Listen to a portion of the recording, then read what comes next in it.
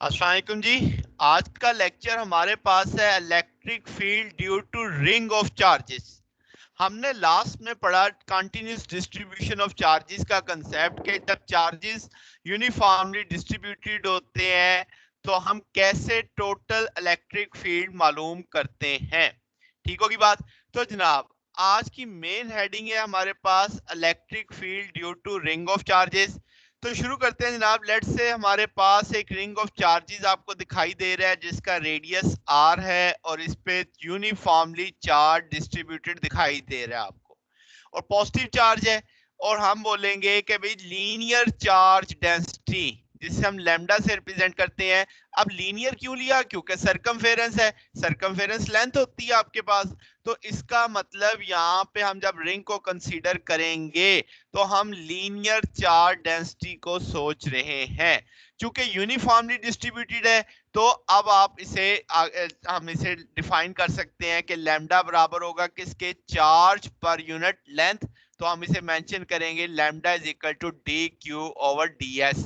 अब d s क्या है जनाब? कि आपने सारे रास्ते को यक वक्त नहीं स्टडी करना, आप उसके डिफरेंशियल एलिमेंट बनाओगे, छोटे छोटे पैच बनाओगे, और आप फिर हर पैच की इलेक्ट्रिक फील्ड निकाल के एट द एंड सबको सम अप करने वाले हो। तो जनाब, इसलिए मैंने पूरी लेंथ नहीं ली, मैंने एक ds एक डिफरेंशियल एलिमेंट लिया है। तो इसीलिए जो जब मैंने चार्ज देखा तो मैंने D q over d S देखा, यानी मैंने पूरी लेंथ को डिस्कस नहीं किया।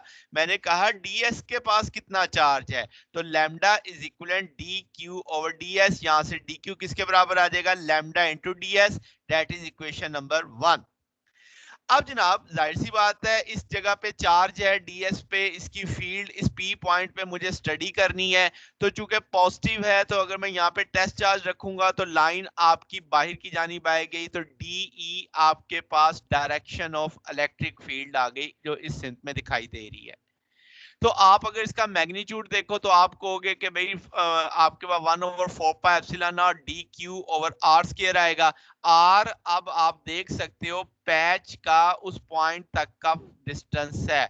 तो अगर आप देखो तो एक ट्राइंगल बन रही है, रिंग का रेडियस आर है, जी एक्सिस मैं कंसीडर कर रहा हूं।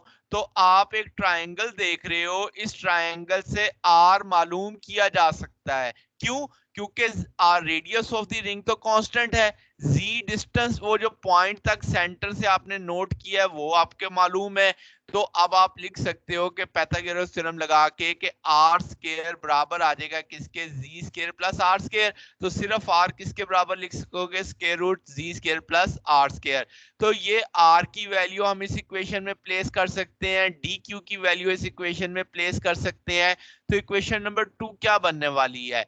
1/4 pi epsilon not, D Q की जगह क्या आ गया? Lambda D S. और आर स्केयर की जगह क्या आ गया?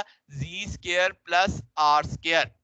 तो ये इस एक पैच की इलेक्ट्रिक फील्ड का मैग्नीट्यूड आया। अब जरा आप सोचो कि इस तरह के और पैच लेते जाओ।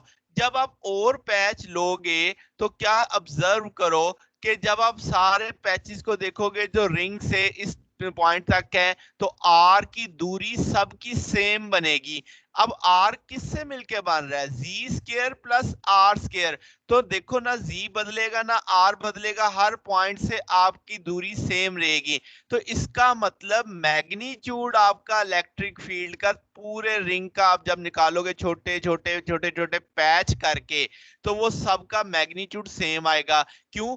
1/4 पाई एप्सिलॉन नॉट कांस्टेंट है, लैम्डा अब चूंकि यूनिफॉर्मली डिस्ट्रीब्यूटेड है कांस्टेंट है, डीएस पैच एक जैसा लिया, जी सबके लिए एक जैसा, आर सबके लिए एक जैसा, कैपिटल आर।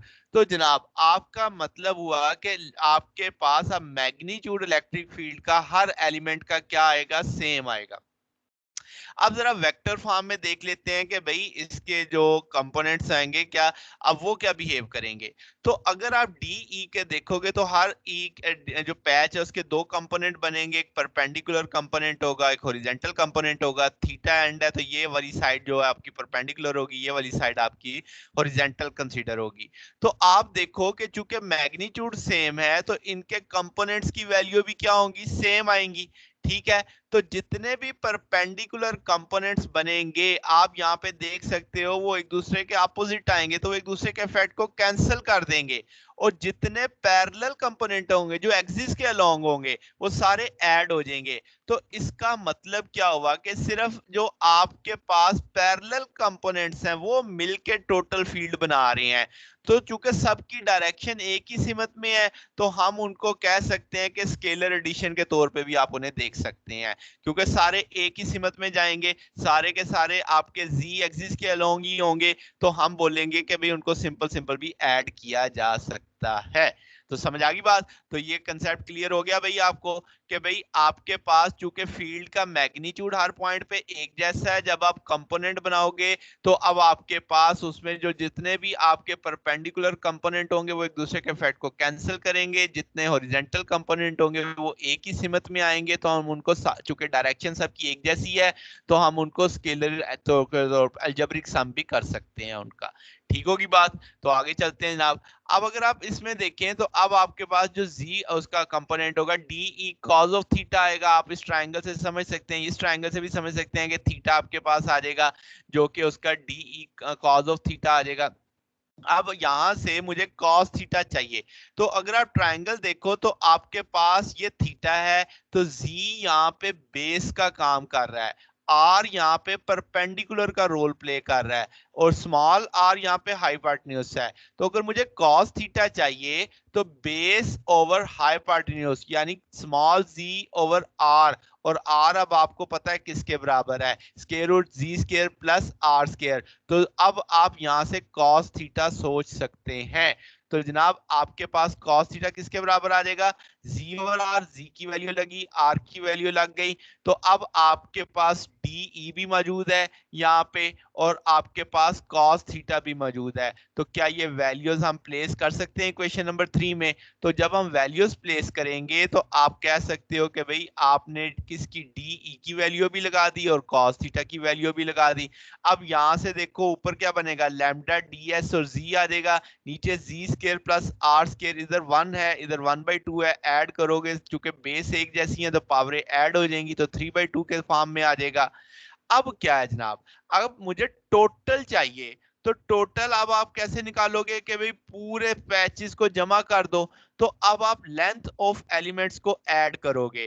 ठीक है, तो अब आप देखो मैंने 0 से 2 पाई आर की लिमिट ले ली क्योंकि सरकमफेरेंस पे था, वो जितने पैच लिए थे सरकमफेरेंस पे लिए थे, तो आप 0 से 2 पाई आर तक ऐड करोगे D e cos of theta, और आप जानते हैं डी कॉस थीटा हम डी जेड बोल चुके हैं, और उस सारे की वैल्यू मेरे पास मालूम है वो कितनी है, 1/4 pi epsilon naught lambda z d z z square plus r square. अब इसमें से वेरी करने वाली चीज कौन सी है, तो आप देखो कि बाकी सारी एलिमेंट्स तो आपके सेम है, 1/4 pi epsilon naught same, lambda same, z same, r capital r radius सबके लिए सेम, तो आप सिर्फ ds को इंटीग्रल करोगे, सम करोगे, तो हम यही लिखा कि आप सिर्फ लेंथ एलिमेंट्स को ही ऐड करोगे, तो वो आपका जो इंटीग्रल है 0 से 2 पाई आर वो ds के साथ अब आएगा। ठीक होगी बात? तो ये सारी चीजें अब आपकी बाकी सारे पैचेस के लिए सेम रहने वाली हैं। तो जनाब इससे ऑनवर्ड चलते हैं, तो अब आप देखो जब आप ds के साथ इंटीग्रल सॉल्व करोगे तो वो आपके पास 2 पाई आर के तौर पे आ जाएगा।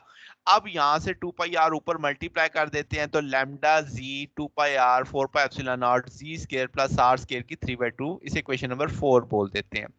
अब जनाब इसको फर्दर लेके चलते हैं, तो अब आप देखो ऊपर लैम्डा 2 पाई आर आपको इक्वेशन नंबर 4 में मिल रहा है, तो क्या इसे मैं टोटल चार्ज कह सकता हूं?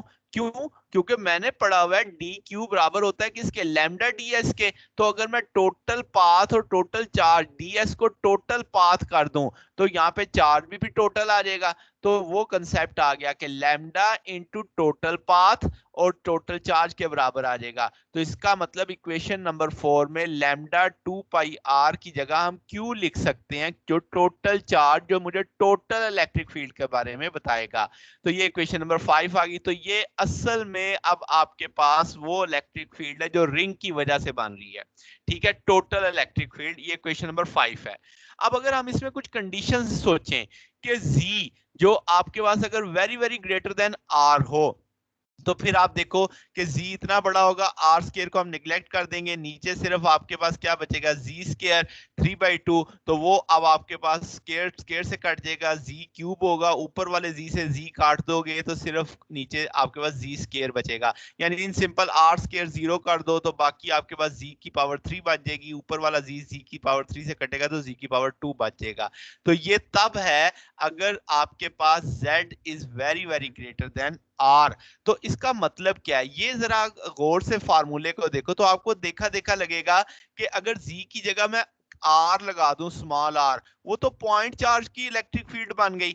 तो इसका मतलब क्या है कि जब मैं रिंग से काफी दूर जाके फील्ड देखूंगा तो रिंग मेरे लिए पॉइंट चार्ज के तौर पे बिहेव कर रहा होगा। तो ये बहुत अहम इसके रिजल्ट्स हैं कि रिंग आपके पास कब पॉइंट चार्ज के तौर पे एक्ट कर सकता है कि अगर आपकी दूरी रिंग से दूरी उसके रेडियस से ज्यादा हो जाए तो आप बोलोगे कि रिंग जो है वो पॉइंट चार्ज के तौर पे बिहेव करेगा। ठीक है।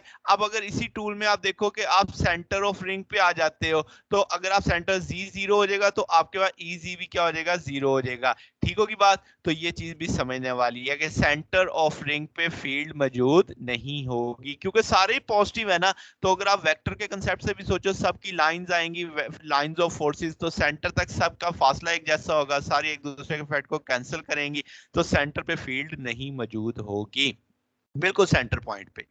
तो जनाब अब ये आज का हमारा टॉपिक था, हमने इलेक्ट्रिक फील्ड देखी due to ring of charges. अगर आपको इसमें कोई बात पूछनी हो, कोई डाउट हो, कोई बात समझ ना आई हो तो आप कमेंट्स में पूछ सकते हैं।